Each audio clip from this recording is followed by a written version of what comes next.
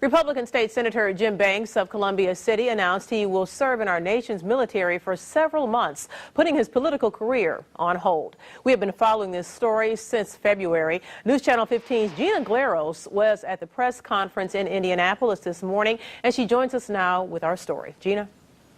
Good afternoon, Pat and Tara. I'm at the Indiana State House where Senator Jim Banks wrapped up his big announcement just a couple of hours ago. Senator Banks announced that he is getting called away for 8 months of active duty in Afghanistan starting September 5th. He served in the Navy since 2012. He'll work as a supply corps officer during this deployment, assisting in the process of getting troops out of Afghanistan. During that time, Senator Banks hopes that his wife, Amanda, will fill the temporary role. Indiana Senate President Pro Tem David Long showed his support in that decision.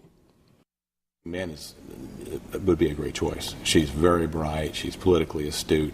I've known her longer than I've known Senator Banks, and I'm a big fan of hers. So if that's the choice the family makes and the precinct people decide to support that, the Senate would be just fine with that. Okay. So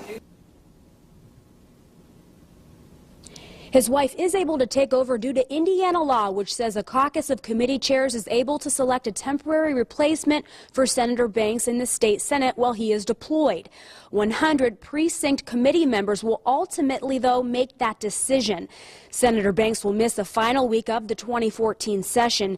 Now, Banks is currently running for re-election. If he is re-elected, he plans to take his oath of office via Skype in Afghanistan. The person who they select will start serving the day after this year's election.